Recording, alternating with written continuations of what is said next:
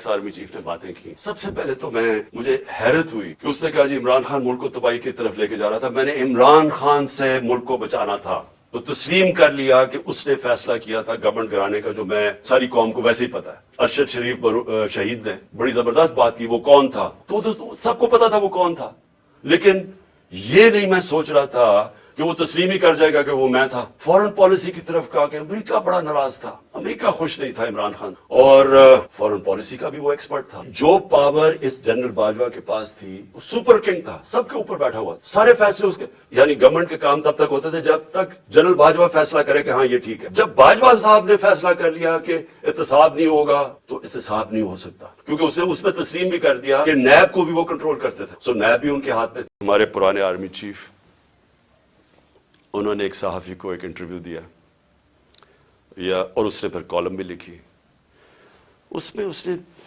دو تین چیزیں ایسے کہیں، تو میں صرف ان کے اوپر بات کرنا چاہتا ہوں کہ اگر ہمارے ملک نے اب اس دلدل سے نکلنا ہے تو پاکستان کو ایسے ہمیں چلانا پڑے گا جو اب تک ہم نہیں چلا پا رہے، اور اس کے لیے سب سے پہلی چیز ہوگی رول آف لا۔ جب تک ہم سب کو قانون کے نیچے نہیں رکھتے، جب تک آئین کے دائرے میں رہ کے ادارے اور لوگ کام نہیں کرتے، اس سے اب ہم نہیں نکل سکتے۔ میں پھر سے کہہ رہا ہوں، ایک ہے نعمتوں کا راستہ، وہ بالکل مختلف ہے، ایک ہے تباہی کا راستہ، اس طرف ہم نکلے ہوئے ہیں۔ تو یہ جو آرمی چیف نے، ایکس آرمی چیف نے باتیں کی، سب سے پہلے تو مجھے حیرت ہوئی کہ اس نے کہا جی عمران خان ملک کو تباہی کی طرف لے کے جا رہا تھا، میں نے عمران خان سے ملک کو بچانا تھا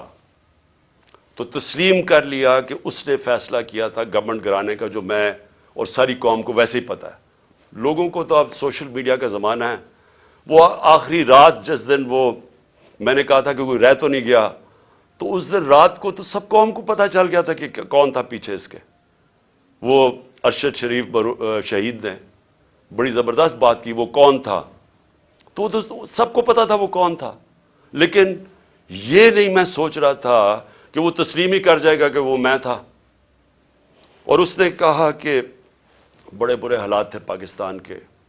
اور تباہی کی طرف جا رہا تھا، تو پہلے تو اس نے اکانومی کی طرف کہا، پھر اس نے فورن پالیسی کی طرف کہا کہ امریکہ بڑا ناراض تھا، امریکہ خوش نہیں تھا عمران خان سے، اور فورن پالیسی کا بھی وہ ایکسپرٹ تھا۔ پھر اس نے سیاست کی بھی کوئی باتیں کی، بڑا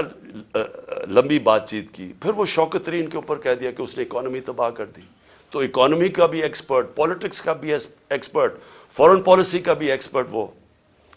دیکھیں یہ آگے جو میں اب ملک کو آگے کا سوچ رہا ہوں نا کہ ملک آگے کیسے بڑھے گا، دیکھیں یہ ایک آدمی کے پاس جب اتنی زیادہ پاور آ جاتی ہے،